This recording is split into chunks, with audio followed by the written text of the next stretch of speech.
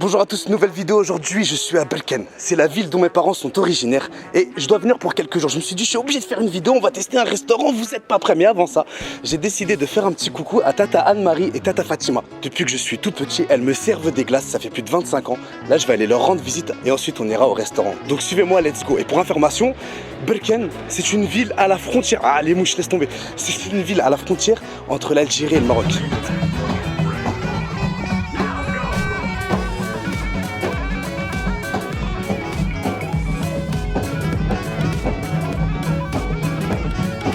Tata Anne-Marie, Tata Fatima, comment allez-vous?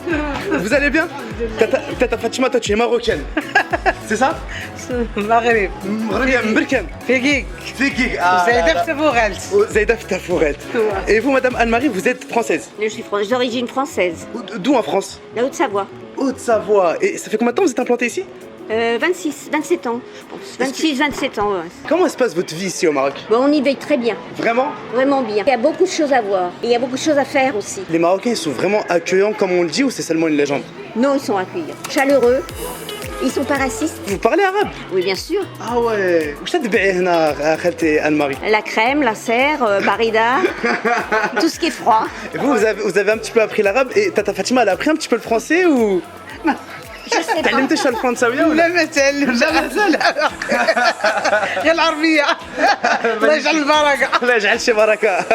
Il était pour moi impensable de ne pas passer par ici et vous dire bonjour. En tout cas, merci pour votre sourire et pour votre accueil. Khalti Fatima, shukran jazilan. الله يحفظك ويعطيك دعوة الخير الله يحفظك Amin. الله يجازيك بخير بارك الله فيك. والله يكمل عليك إن شاء الله Inch'Allah, barakallahu fik. Salam alaikum. Anne-Marie, salam alaikum. Anna, et bonnes vacances. Et là, on est avec le refrain. Comment tu t'appelles? Reverdy. Comment? Reverdy. Et tu viens d'où? Je viens du Cameroun. Du Cameroun. T'es venu comment jusqu'au Maroc? Ah, je suis venu. À pied, en bus, en Non, car? à pied. Vraiment à pied, à pied? Bah ouais, bah ouais. Ah ouais. Et t'as traversé le Sahara? Ouais, le désert, ouais. Daroré. Daroré. Ton objectif, c'est d'atteindre l'Europe? C'est obligé, en fait. C'est compliqué, hein? Ouais. C'est la haise, c'est la vraie haise. C'est la vraie haise. La vie est très compliquée, tu vois. Ça tient à un seul fil. Tu vois, du coup, c'est Dieu qui nous protège. Nous sommes avec nos amis, perdent leur vie, mais on ne perd pas espoir. Parce Pourquoi que t'as des amis qui sont partis en Europe qui ont perdu la vie? Ouais, bon. C'est quoi, dans des petites barques pour la Méditerranée? Ah, obligé, on n'a pas le choix. Et malgré ça, toi, ça te fait pas peur? Non, plus. Plus, parce que j'ai vu, j'ai traversé la peur depuis. J'ai plus peur de mourir, tu vois. J'ai vu les amis perdre leur vie devant moi et ils n'étaient pas plus malchanceux que moi, tu vois. C'est juste parce que chacun a son destin. Leur tout était arrivé. Moi, si mon tout va arriver, ça va arriver. On ne peut pas empêcher. Mais tu fuis quoi au Cameroun? Non, bon, au Cameroun, c'est comme l'Afrique en général, tu vois un peu. Chacun aimerait écrire une histoire, tu vois. Toi, t'as ton plan pour aller en Europe, t'as réfléchi, etc. Ouais. Le plus difficile d'abord, c'est de quitter le pays. Mais actuellement, je suis au Maroc, ça veut dire j'ai fait la plupart de la route, tu vois. La question que j'ai envie de te poser, c'est que toi qui as du mal, on va dire, à vivre, on va dire, quotidiennement, comment tu arrives à faire un plan pour traverser la Méditerranée, etc. Je suis un homme, le moral, j'ai le mental d'acier et je crois en moi. Je crois en moi. Tu m'as expliqué tout à l'heure que quotidiennement, c'est dur de se nourrir. Non, c'est dur, c'est un film, tu vois, c'est un autre cas pas. Mais actuellement, moi, j'ai oublié la famine, tu vois. Et puis le matin, j'ai oublié que je dois manger parfois. C'est le lendemain à 18h que je dis, mais hier, je n'ai pas mangé jusqu'à aujourd'hui, tu vois. Du coup, on oublie. Donc, malgré la famine ne te dit plus rien parce que le corps s'habitue. Et c'est quoi la chose qui te fait garder le moral? Bon, bref, ce qui me fait garder le moral, c'est quoi? C'est que je suis un homme. J'ai appelé à fonder une famille, tu vois. Et c'est moi le chef, c'est moi le capitaine, tu vois. Attends, c'est-à-dire, en plus de subvenir à tes propres besoins, tu as l'objectif de subvenir à de la famille au Cameroun.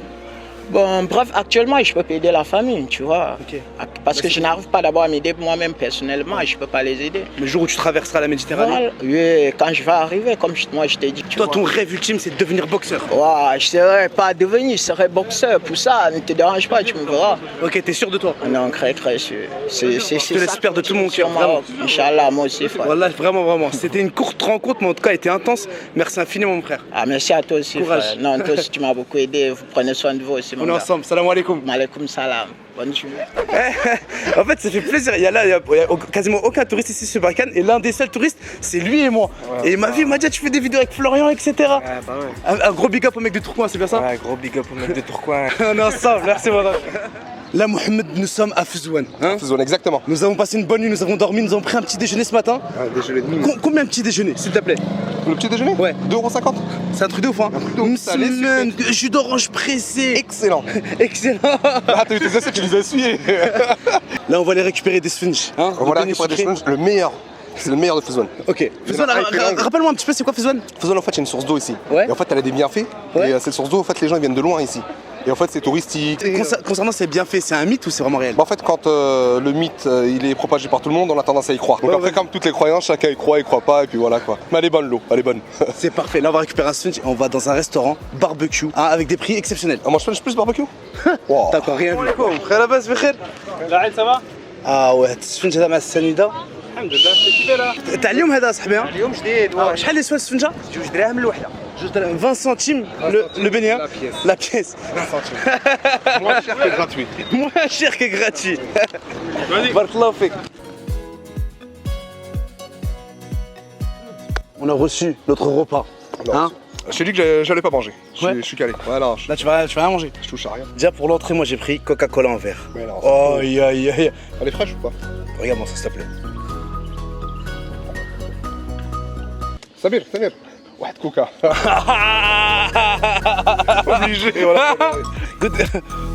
Aïe aïe. Ouais. Là, on va commencer par les olives, mais chaque repas il nous présente toujours des olives. C'est si tu veux pas d'olive, tu lui dis écoute, je veux pas d'olive. Ok. Mais sinon, il te les met d'office. Le Maroc, il est connu pour les olives. Ok. Même les olives que tu trouves en France, la plupart, allez, on va dire à 90%, elles viennent du Maroc. Les Italiens ils ont un petit peu le même discours avec l'huile d'olive, etc. Est-ce que c'est pas tous les Méditerranéens qui ont ce rapport avec l'olive un peu. Bah, la Méditerranée, c'est un lac, au fait. On a les mêmes cultures culinaires. Ok. Ils consomment tous poivrons, tomates, oignons, olives, huile d'olive. Là, on va attaquer les frites. Par contre, il y a un problème, enfin un problème ou pas un problème, je ne sais pas, ça dépend du point de vue.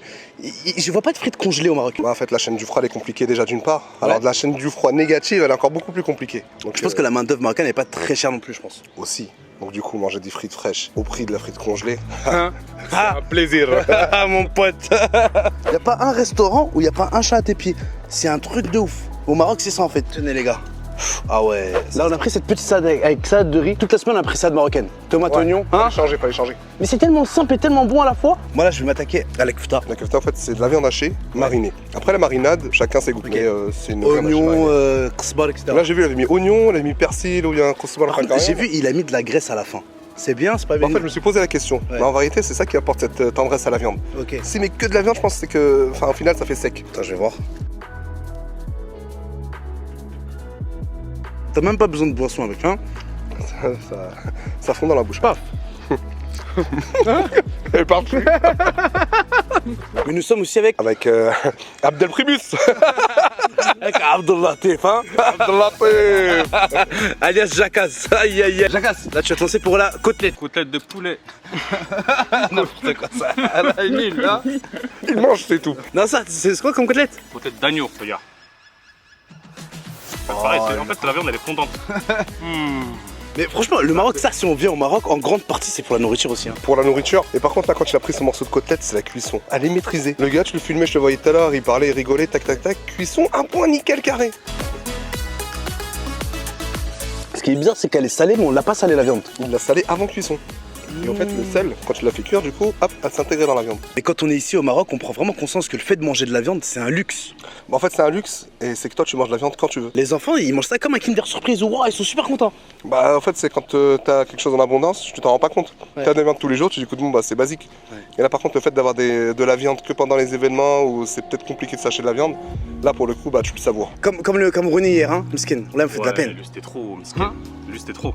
Il a dit, je suis un homme. Tu vois, le fait de tendre la main, c'est un truc de ouf. Il le fait pas. Il le fait que quand il doit manger et qu'il va crever de faim, limite. Tu vois. C'est-à-dire que ceux qui viennent tendre la main, ils mettent leur fierté de côté. Et maintenant que j'ai entendu son histoire, quand tu les vois aux portes de Paris, j'ai plus la même, tu vois. En fait, il a un parcours, il vient de loin, le mec. Il a dit, quand il peut manger, il envoie des photos de ce qu'il mange à sa famille pour montrer que tout va bien, soi-disant.